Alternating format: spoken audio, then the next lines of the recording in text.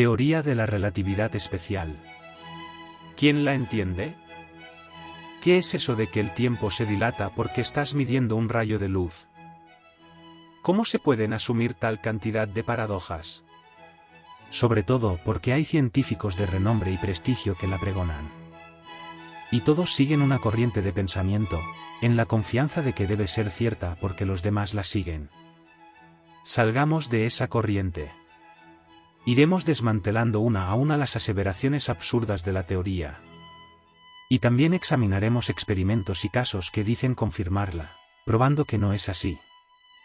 En este primer capítulo, empezamos con la dilatación del tiempo. Veamos cómo Einstein nos lo explica primero. Hola a todos, es 30 de junio de 1905, y acabo de publicar mi teoría. Si queréis conocerla, acompañadme. Teoría de la relatividad especial. Desarrollé mi teoría de la relatividad especial a partir de dos simples postulados. El primero es el principio de relatividad de Galileo. Las leyes de la física son las mismas para un observador en reposo y para otro que se mueva a velocidad constante. Y el segundo, que la velocidad de la luz es invariante. Es la misma para todos los observadores, independientemente de dónde se encuentren o la velocidad a la que se muevan. Dilatación del tiempo. Supongamos que un observador en reposo construye un reloj haciendo rebotar un rayo de luz entre dos espejos. El tiempo que tarda el rayo de luz en ir de un espejo a otro determina el periodo del reloj. Entre cada rebote el reloj cuenta un segundo. Según el principio de relatividad de Galileo, otro observador que se mueva a velocidad constante dentro de una nave espacial observará exactamente lo mismo. Sin embargo, supongamos que el observador en reposo puede observar ambos relojes a la vez y compararlos. Debido al movimiento de la nave, verá que la luz recorre una trayectoria en diagonal más larga. Y como la velocidad de la luz es la misma, el tiempo que tarda el rayo de luz en rebotar entre los espejos es mayor. El tiempo dentro de la nave pasa más lento. Mientras que para el observador en reposo han pasado 10 segundos, para el observador dentro de la nave solo han transcurrido 5 segundos. Cuanto más rápido se mueva la nave, más se dilata el tiempo dentro de ella, debido a que el rayo de luz debe recorrer más distancia entre los espejos. Y si la nave viajara a la velocidad de la luz, el rayo nunca podría alcanzar el otro espejo. El tiempo se pararía. Matemáticamente, llamemos c a la velocidad de la luz, y v a la velocidad a la que se mueve la nave. Llamemos t0 al tiempo que tarda el rayo de luz en ir de un espejo a otro cuando la nave está en reposo, y llamemos t al tiempo que tarda el rayo de luz en ir de un espejo a otro cuando la nave se mueve. Como sabemos, el espacio recorrido es igual a la velocidad por el tiempo. Cuando la nave está en reposo, la distancia que recorre el rayo de luz es c por t0. Cuando la nave se mueve recorre una distancia v por t, y el rayo de luz recorre una distancia c por t. Aplicamos el teorema de Pitágoras al triángulo rectángulo. Y reagrupamos.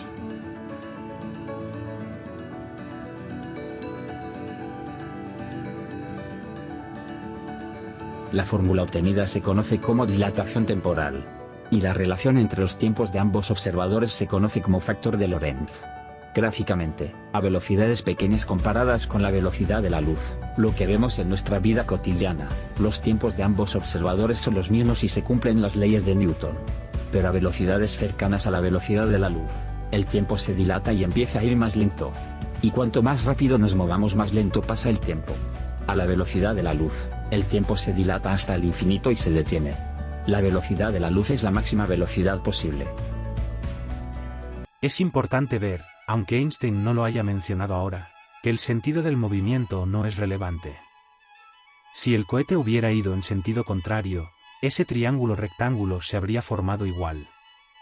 Solo que lo veríamos al revés. La expresión del factor de Lorentz se habría obtenido exactamente igual.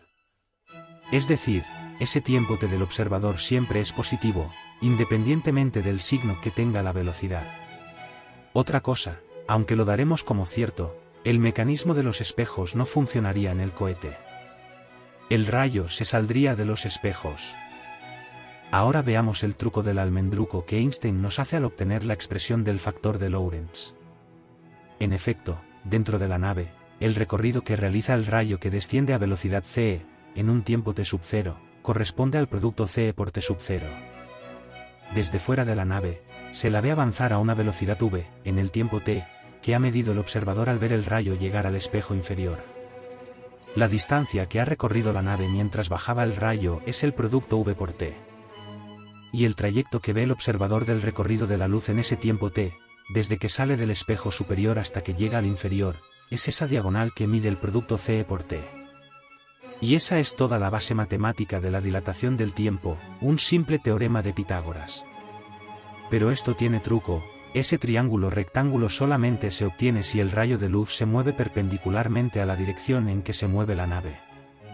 ¿Qué pasaría si el mecanismo de los relojes estuviera horizontal, y el rayo de luz se mueve de detrás hacia adelante en lugar de arriba hacia abajo? Dentro de la nave, el tiempo que se mide cuando el rayo toca el espejo delantero es t sub 0, y el recorrido que se mide es el producto de c por t sub 0. Desde fuera, en el tiempo t que se ha medido cuando el rayo ha tocado el espejo delantero, se ha ido viendo como el tren avanzaba a una velocidad v. Y con el tren se iba desplazando a su vez el espejo delantero. El espacio recorrido por el tren, y también por el espejo delantero, en ese tiempo t, es el producto v por t. El recorrido de la luz que se ve desde fuera en ese tiempo t, es ahora la suma de los dos recorridos anteriores, el del que se ve dentro de la nave más el desplazamiento del espejo delantero que se ve desde fuera. Ahora no hay triángulo rectángulo que valga, todo discurre en la misma línea horizontal. Como si ese triángulo se hubiera aplastado. Y la expresión que se obtiene se parece al factor de Lorentz como un huevo a una castaña. ¿Dónde están los cuadrados? ¿Dónde la raíz cuadrada? Pero, ¿y si en vez de fijarse en el rayo que va hacia adelante, observar al que regresa hacia el espejo de detrás de la nave? Ahora lo que ve el observador es que el espejo trasero se mueve hacia adelante con el tren, y ve un recorrido menor de la luz puesto que llega antes al espejo trasero. Ahora resulta que el tiempo se contrae. De forma general, si el rayo de luz se mueve con un ángulo alfa con la horizontal, la expresión resultante es algo más compleja. El tiempo dilataría o se contraería en un valor distinto, dependiendo del ángulo con la dirección de movimiento. O sea, que la base matemática de la relatividad especial para la dilatación del tiempo es un fiasco. Y bastante infantil, por cierto. Y demostrada su falsedad, para continuar nuestro análisis, supondremos que el observador es tan educado que solo se fijan los rayos de luz perpendiculares al sentido de movimiento. Así, el factor de Lorentz seguirá valiendo. El factor de Lorentz es tan popular que hasta se le ha asignado la letra griega gamma. A veces se usa una expresión aproximada como la que se muestra. Se usa cuando la velocidad es pequeña, facilitando los cálculos. Veamos ahora el experimento más famoso al ser de los primeros en confirmar seriamente la dilatación del tiempo. En 1971 Hafele y Ketin idearon un experimento para confirmar la contracción del tiempo según la teoría de la relatividad. Tanto la especial como la general. 8 relojes atómicos de haces de cesio se embarcaron en 2 aviones, y otros 4 quedaban en el Observatorio Naval de Estados Unidos. Cada avión con sus 4 relojes dio 2 vueltas a la Tierra para finalmente contrastar sus tiempos con los de la base naval. Sumando las cantidades calculadas como predicciones de la relatividad especial y las de la relatividad general, el total coincide con las diferencias de tiempo entre los relojes. Veamos los resultados fijándonos en aquellos que competen a la relatividad especial, ya que aún no hemos visto la general. El hecho de mandar un avión para el este y otro para el oeste, no afecta en absoluto a la relatividad especial, pues la variación en el tiempo solo depende del valor de la velocidad y su dirección, no de su sentido. Pero lo que más llama la atención por imposible, es que en los cálculos salga un tiempo del observador menor que el del sistema en movimiento. ¿Cómo se han hecho esos cálculos? Echémosle un vistazo. Se hace uso de una estación hipotética situada en el centro de la Tierra, para tomarla como centro de referencia. Después basta con sustituir el tiempo t0 de la estación del centro, por su expresión de ts de la estación de superficie.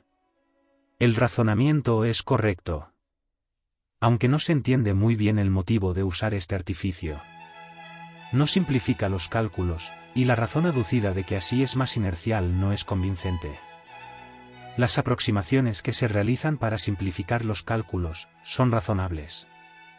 El cálculo comienza obteniendo las expresiones de los tiempos de dilatación de la estación de superficie t sub s, y el de los aviones t este y t oeste, tomando como referencia la estación hipotética del centro de la Tierra.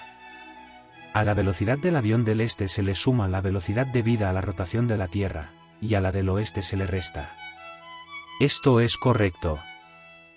En el tercer paso, se obtienen las diferencias de tiempo de los aviones con la del tiempo en la estación de superficie.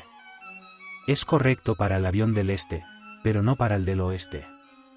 Entra en escena la estación de superficie que se está alejando del avión del oeste con una velocidad igual a la de rotación de la Tierra. Como la velocidad del avión es menor que la de rotación, aunque se está alejando hacia el oeste de la estación de superficie, ahora respecto de la estación hipotética está viajando hacia el este. Es decir, con una velocidad negativa. La expresión matemática para el oeste es correcta, pero no así su interpretación física.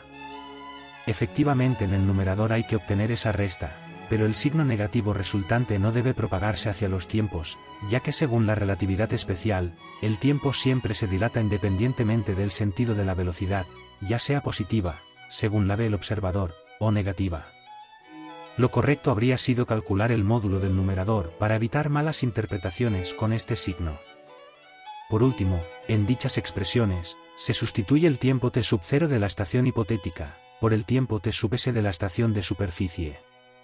Teniendo así solo en función de t sub s, las fórmulas para la obtención del retraso de los tiempos de los aviones con los de la estación de superficie. Pero no es solo por t sub s. Se sustituye por menos t sub s. ¿A qué viene ese signo menos? No tiene justificación alguna, ni matemática, ni física. Se incluye de forma arbitraria. La aproximación en cuanto a la sustitución de la magnitud de t sub 0 por la de t sub s, está justificada, pues tan solo añadiría una suma al denominador con la velocidad de la luz al cuadrado. Y por tanto se puede despreciar. Pero la inclusión del signo no está justificada de ninguna manera. En resumen, se hace uso de un artificio como el de la estación hipotética que no aporta nada, salvo colar incorrectamente un signo menos a los tiempos de uno de los aviones. De forma que los tiempos predichos para un avión van a sumar a la predicción global, mientras que los del otro avión van a restar. Con la introducción arbitraria del signo negativo que se hace en el paso 4, se decide que quien reste sea el tiempo del avión del este y que el del oeste sume. Muy oportunamente, para que las predicciones cuadren con los resultados. También hay un hecho que me llama la atención. ¿Por qué tanto reloj? Si esos relojes atómicos son tan precisos, con uno sería suficiente, a lo sumo otro más por si se estropea. Esos trastos son muy caros, y dudo que la razón de llevar tantos fuera para impresionar. Más bien me inclino a pensar, que unos atrasan o adelantan con respecto a los otros, y utilizaron 4 en cada sitio para hacer un promedio. Si de verdad unos relojes adelantaron y otros atrasaron, debieron buscarse las causas seriamente. Quizás en el menor escudo de la atmósfera, y estar más expuesto a radiaciones cósmicas, tormentas solares y variaciones magnéticas. O también, por la gravedad. ¿Por qué no? Pero nunca, falsear los cálculos para que cuadren con lo observado.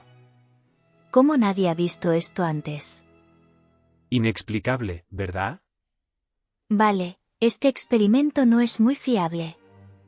Pero hay muchos otros que confirman la dilatación del tiempo.